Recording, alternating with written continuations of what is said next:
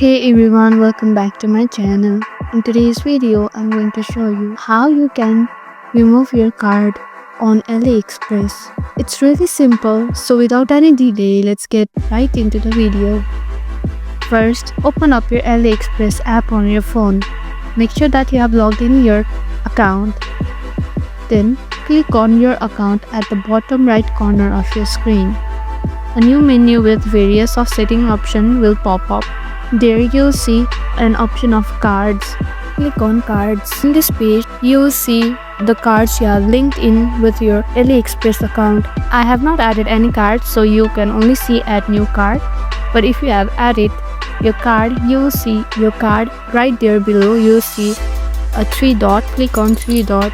A pop-up icon will appear asking you to confirm to remove. Click on delete, and that's it. Isn't it simple? Thanks for watching. If you like this video, don't forget to like, share, subscribe, and also hit on the notification bell icon so that you won't miss any of our videos.